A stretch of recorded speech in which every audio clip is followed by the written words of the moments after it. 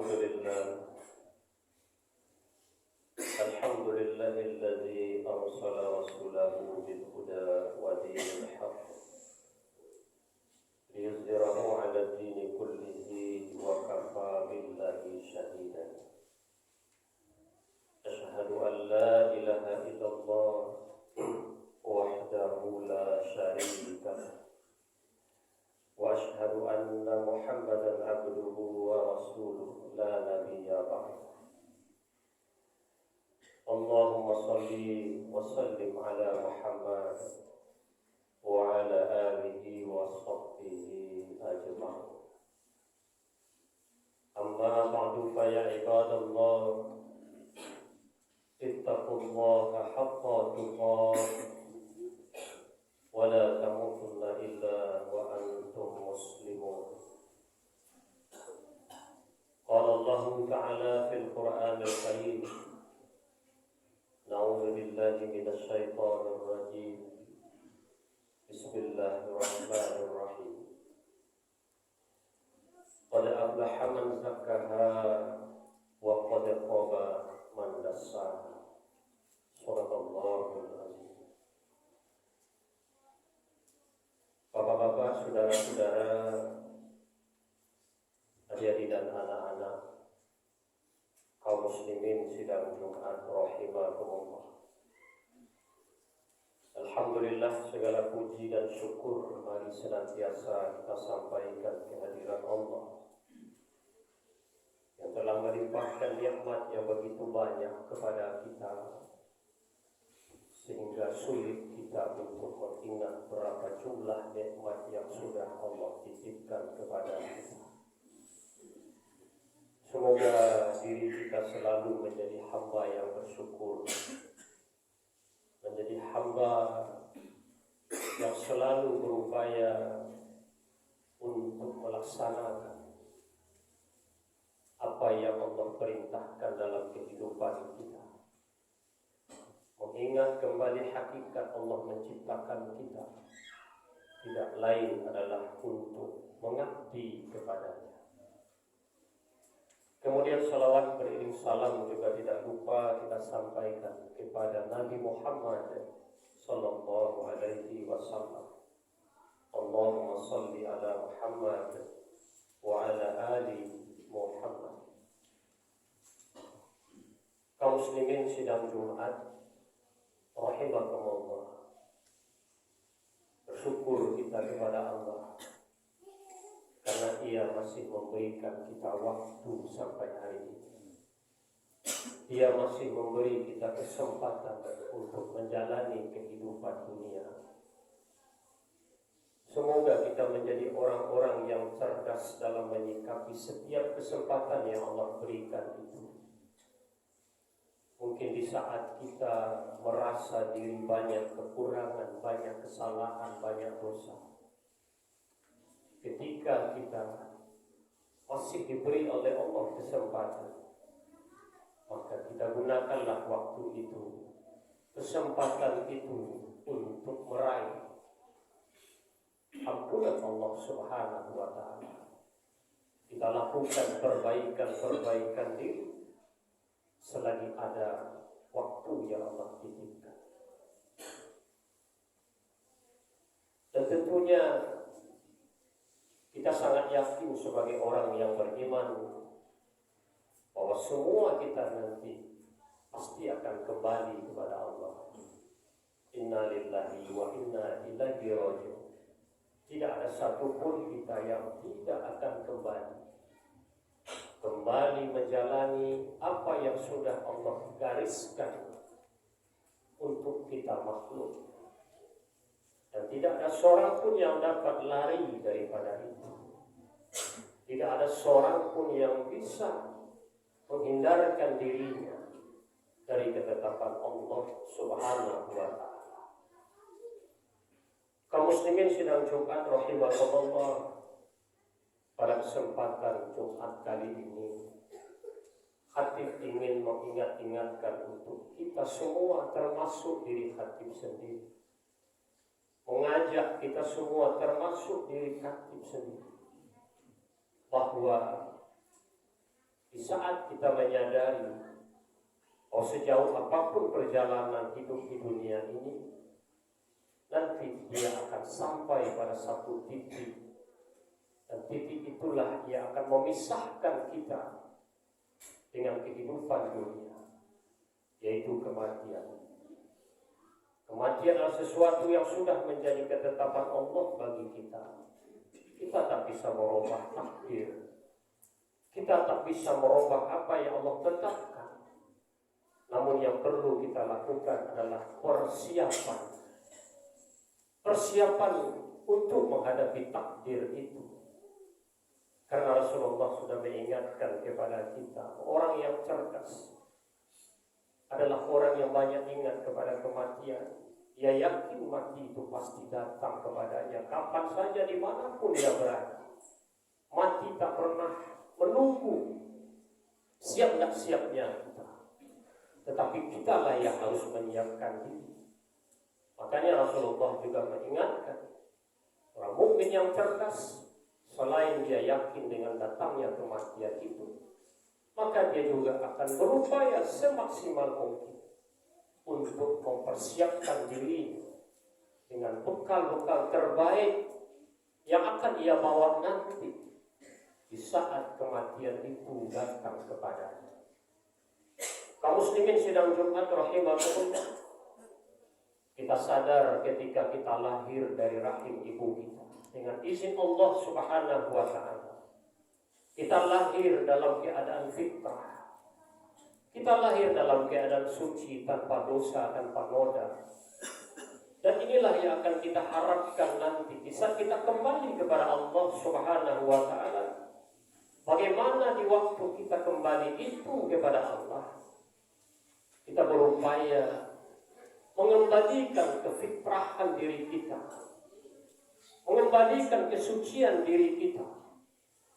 Dan kita sangat yakin dalam hidup dunia ini tak ada kita yang tak berdosa, tak ada kita yang tak punya kesalahan. Dan inilah yang menjadi tugas kita, yang menjadi tantangan kita. Bagaimana untuk ke depannya kita berupaya untuk menjadikan diri kita ini kembali kepada kefitrahan kita, kembali kepada kesucian kita. Karena sesungguhnya orang yang selalu menjaga dirinya dalam kesucian, dia orang yang beruntung. Itulah yang Allah katakan dalam surah Asy-Syams ayat yang ke-9. Qad aflaha man zakkaha. Sungguh beruntung orang-orang yang selalu menyucikan jiwanya, membersihkan diri. Walaupun kita tahu dalam hidup ini kita tak lepas dari pengaruh-pengaruh kehidupan dunia, kecil ataupun besar, pengaruh itu akan membawa dampak kepada diri kita.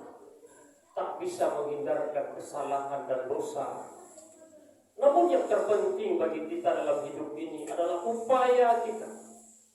Di saat ada kekotoran, ada dosa yang melekat kepada diri, kepada jiwa kita, bagaimana dengan secepatnya kita, sesegeranya kita untuk membersihkannya kembali. Inilah tugas kita yang sesungguhnya. Jangan menjadi orang yang membiarkan kotoran itu, noda itu bertumpuk-tumpuk bertahun-tahun, berpuluh-puluh tahun dalam kehidupan dunia ini. Inilah yang Allah tegaskan, qad aflaha man zakkaha. Sungguh beruntung orang yang selalu mensucikan jiwanya. Dan Allah tahu kaum muslimin bahwa kita manusia ini punya dosa, punya kesalahan. Karena tidak ada jaminan bagi kita. Dan ketika kita lahir dalam keadaan fitrah, lalu kita akan tetap dalam kesucian dalam hidup ini. Tidak. Tetapi tugas kita adalah bagaimana kita bisa membersihkan, menyucinya kembali. Kotoran-kotoran yang menempel pada jiwa kita, pada diri kita itu. Dan kemudian Allah juga tegaskan, waqad khaba man dassah. Orang yang selalu membiarkan jiwanya dalam kekotoran, maka ialah orang-orang yang merugi, kata Allah. Jadi Allah nyatakan qad aflaha man zakkaha wa qad khaba man dassaha. Bagi orang yang selalu berupaya membersihkan yang kotor-kotor itu, maka dia akan menjadi orang yang beruntung. Tetapi siapa yang membiarkan kekotoran itu tetap menempel dan bertambah dalam jiwanya, dalam dirinya, berarti ia adalah orang yang merugi. Kenapa dikatakan merugi? Karena bisa saja di saat dia membiarkan kekotoran-kekotoran itu terus menempel pada dirinya dan jiwa, mana tahu ketetapan Allah datang kepadanya, takdir Allah datang kepadanya, yaitu kematian. Dia meninggal, dia mati masih dalam kekotoran itu. Dia belum sempat untuk membersihkannya. Makanya dalam pernyataan Allah Subhanahu wa ta'ala di dalam ayat itu, tiada waktu, tiada hari dalam hidup ini tanpa ada upaya bagi kita untuk selalu membersihkan diri. Makanya Rasulullah SAW mencontohkan dalam kehidupan beliau setiap hari. Rasulullah istighfar kepada Allah. Rasulullah minta ampun kepada Allah setiap hari. Minimal 75 kali Rasulullah meminta ampun kepada Allah. Apakah Rasulullah sama kedudukannya dengan kita? Tidak. Menurut logika kita dan keyakinan kita, beliau adalah orang yang makhluk. Beliau adalah orang yang dijamin oleh Allah Subhanahu wa ta'ala. Beliau orang yang bersih. Tetapi kenapa Rasulullah SAW mencontohkan itu kepada kita? Ini kita harus menjadikan sebagai pelajaran bagi kita. Rasulullah SAW saja yang sudah dijamin oleh Allah, beliau tetap istighfar kepada Allah setiap hari. Yang pada intinya adalah berupaya selalu menjaga diri beliau untuk selalu dalam keadaan suci. Meminta kepada Allah agar dibersihkan oleh Allah Subhanahu wa ta'ala. Apalagi kita yang tidak maksum, kita yang tidak ada jaminan sedikit pun dari Allah. Kapan lagi kita akan mengupayakan diri kita selagi ada waktu untuk selalu memelihara diri dalam kebersihan, dalam kesucian itu. Kaum muslimin sidang Jumat rahimahumullah. Pada kesempatan khutbah kali ini, Khatib ingin memberikan 3 tips dalam upaya kita untuk menjaga diri selalu dalam kesucian. Yang pertama yang disebut dengan muhasabah. Muhasabah adalah melakukan introspeksi diri, evaluasi diri. Karena ini perintah Allah kepada kita. Ya ayyuhallazina amanu taqullaha wal tanzur nafsum ma qaddamat lighad. Hai orang yang beriman, bertakwalah kamu kepada Allah, dan hendaklah setiap diri memperhatikan apa yang telah ia berbuat untuk hari esoknya. Kita mesti melakukan evaluasi dalam hidup ini setiap saat, setiap waktu, atas apa yang sudah kita lakukan, atas apa yang sudah kita kerjakan. Kembali kita evaluasi setiap perbuatan kita, mana yang baik, mana yang tidak baik. Sudah berapa kebaikan yang sudah kita lakukan, dan apakah kebaikan itu betul-betul kita lakukan dengan keikhlasan, kita lakukan dengan kesungguhan. Ini yang perlu kita evaluasi. Dan mungkin kita juga perlu mengevaluasi kesalahan-kesalahan kita. Sudah berapakah kebiasaan buruk kita, perbuatan yang tidak baik yang sudah kita tinggalkan? Mungkin belum lagi kita tinggalkan. Maka ini PR bagi kita, bagaimana kita bisa untuk meninggalkan perbuatan-perbuatan yang tidak baik itu dalam hidup ini. Kaum muslimin sidang Jumat rahimakumullah, maka wajiblah bagi kita untuk melakukan evaluasi diri dengan tujuan untuk memperbaiki diri, mengupayakan meminta ampun kepada Allah Subhanahu wa ta'ala, mengembalikan sesuatu yang pernah kita lalaikan untuk kita raih kembali dalam hidup ini. Sekiranya berkaitan dengan manusia, mungkin Mungkin ada hutang piutang kita yang belum terselesaikan dengan orang lain. Mari kita selesaikan sebelum kematian datang kepada kita. Itulah yang dimaksud diantaranya dengan muhasabah, mengevaluasi diri kita. Karena setiap perbuatan yang kita lakukan itu pasti akan dipertanggungjawabkan. Yang kedua yang perlu kita lakukan dalam rangka menjaga kesucian diri adalah dengan mujahadah. Apa itu mujahadah? Yaitu bersungguh-sungguh untuk melakukannya. Allah memberikan perintah kepada kita sebagai hamba-Nya. Maka tunaikanlah setiap perintah Allah itu dengan kesungguhan, dengan hati yang penuh kita melakukannya. Jangan kita melakukan perintah Allah dalam hidup ini seperti bermain-main. Contoh solat yang kita lakukan, mungkin solat yang kita tunaikan belum sepenuhnya kita laksanakan dengan baik. Mungkin pikiran kita masih melayang-layang entah kemana ketika solat.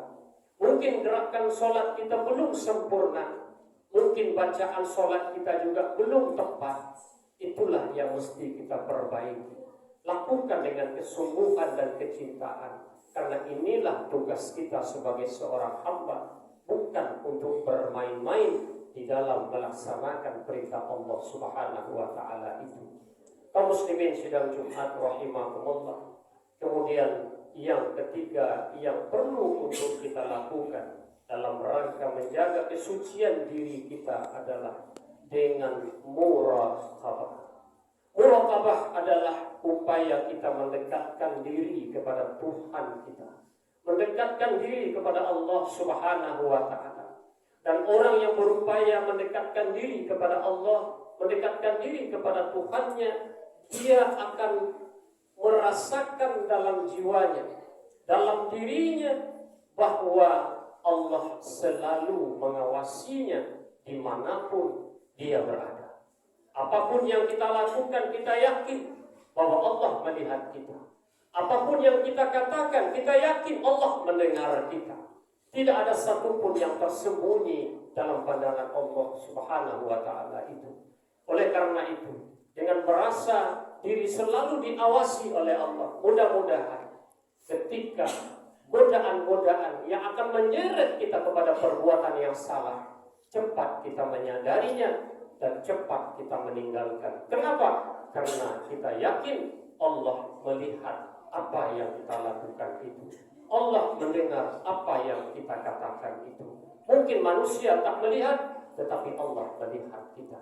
Mungkin orang tak mendengar, tetapi Allah Maha mendengar. Oleh karena itu, marilah kita menjadi orang yang selalu menjaga kejujuran, menjadi orang yang amanah. Jangan biasakan menjadi orang yang pembohong dalam hidup ini, hanya tujuan untuk menyelamatkan diri. Persangkaan kita dengan berbohong akan menyelamatkan diri, ternyata bukan menyelamatkan, tetapi malah akan menghancurkan dan menjerumuskan kita akibat kebohongan, akibat kecurangan itu. Kaum muslimin sidang Jumat rahimakumullah, mudah-mudahan kita semua selesai Ramadan yang kita lalui kemarin, di waktu yang akan datang ini kita akan selalu berusaha untuk menjaga diri kita, menjaga jiwa kita di dalam kesucian. Mudah-mudahan nanti kita kembali kepada Allah, entah kapan kita tak tahu, tetapi Ia pasti. Semoga kita kembali dalam ridha Allah. Semoga kita kembali dalam keadaan husnul khatimah. Amin ya rabbal alamin. Demikian semoga bermanfaat. Fa'tabiru ya bil absar la'allakum turhamun.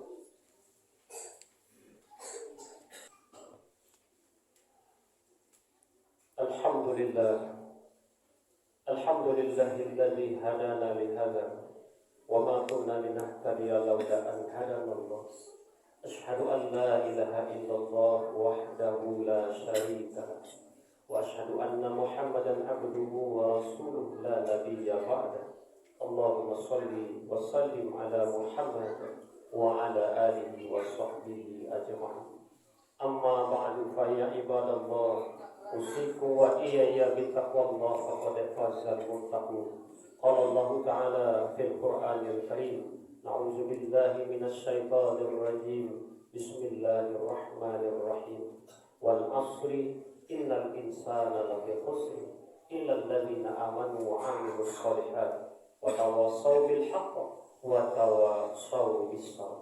Innallaha wa malaikatahu yusholluna 'alan nabi ya ayyuhalladzina amanu shallu 'alaihi wa sallimu taslima. Allahumma shalli 'ala Muhammad wa 'ala ali Muhammad kama shallaita 'ala Ibrahim wa 'ala ali Ibrahim wa barik 'ala Muhammad wa 'ala ali Muhammad kama barakta 'ala Ibrahim wa 'ala ali Ibrahim fil 'alamin innaka Hamidum Majid. Allahumma ighfir lil muslimina wal muslimat wal mu'minina wal mu'minat al ahya'i minhum wal amwat innaka 'ala kulli syai'in qadir. Allahumma ighfir lana dhunubana wa liwalidayna warhamhuma kama rabbayana shighara. Rabbana zalamna anfusana wa illam taghfir lana wa tarhamna lanakunanna minal khasirin. Rabbana la tuzigh qulubana ba'da idh hadaytana wa hab lana min ladunka rahmatan innaka antal wahhab. Rabbana hab lana min azwajina wa dhurriyyatina qurrata a'yun waj'alna lil muttaqina imama. Rabbana atina fid dunya hasanah wa fil akhirati hasanah wa qina adzaban nar. Sallallahu ala Muhammadin wa ala alihi wa sahbihi ajma'in. Subhana rabbika rabbil izzati amma yasifun. Wassalamun alal mursalin walhamdulillahi rabbil alamin.